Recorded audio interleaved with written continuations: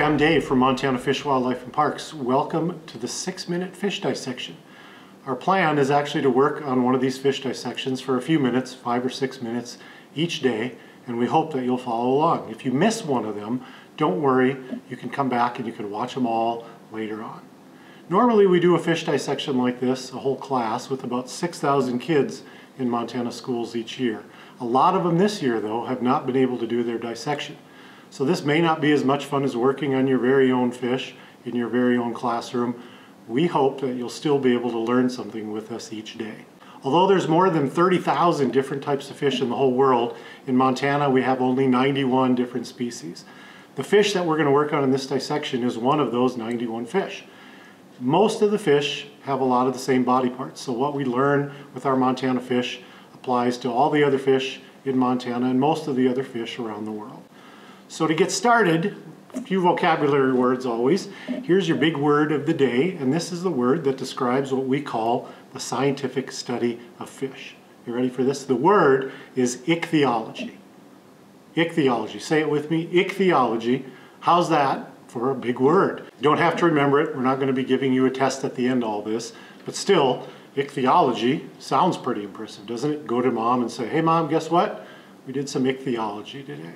Sounds cool. All right, let's get going. Let's check out our fish. The fish we're using is called a yellow perch. A lot of people just call them perch for short. They're not the biggest fish in Montana by far, but they're very common, and lots of people like to fish for perch. In fact, so many people fish for them that they are the most popular fish in Montana during the winter months, during the ice fishing time.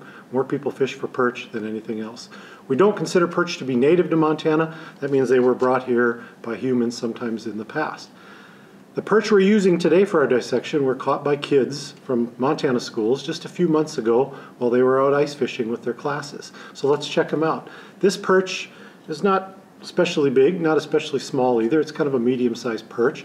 Like we said, they really don't get very big. If we measure this perch, put the ruler on the perch, we see this one measures, it looks like just a little bit over 9 inches long.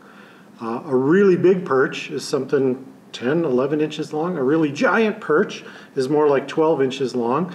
In fact, the biggest perch that anybody ever caught in Montana was from Lower Stillwater Lake, and that was in 2006, and that perch was over 14 inches long. So that gives you an idea on the size of a perch.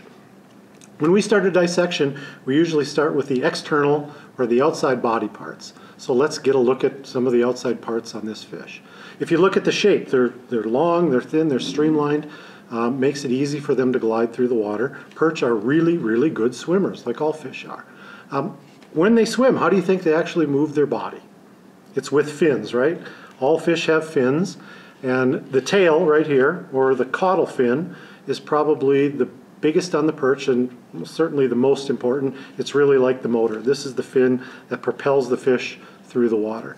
The other fins on the bottom and the side, there's an anal fin back here. There are 2 pelvic fins down here on the bottom and 2 pectoral fins, 1 fin on each side. These actually are the little fins that can help a perch swim backwards. All 3 of these fins actually 5 of these fins are there to help the perch swim and steer in the water. Remember, the caudal fin or the tail moves it through the water. On the back of the perch, there's 2 dorsal fins. If you stand them up here, one of them, the front, the big dorsal fin, has these sharp spikes in it. You may be able to see them, may be able to hear them with my finger hitting them. They're sharp. The perch can stand up that fin when it gets scared or nervous, and it's something that would help to protect it a little bit from predators. Final thing to look at is the color of the fish. They're really colorful, and you might think, well, this is not very good camouflage if you want to protect yourself from predators, but really it is. If you look at the fish, they're dark on the back, and most fish will be that way. They're dark on top, so if a predator is looking down on the fish, like a bird from up above, the dark back of the fish is going to blend in with the dark bottom of the lake. If you flip the fish over, the belly is nice and light, white or light colored. That's so if there's a predator underneath looking up at the perch, it blends in kind of with the sky. And then on the side, perch are kind of neat. They've got these cool vertical stripes on their side, and they're there to help the perch hide among the plants and sticks and other things underwater. That's all we have time to look at today. Come back tomorrow. We're going to learn even more about our perch. See you then.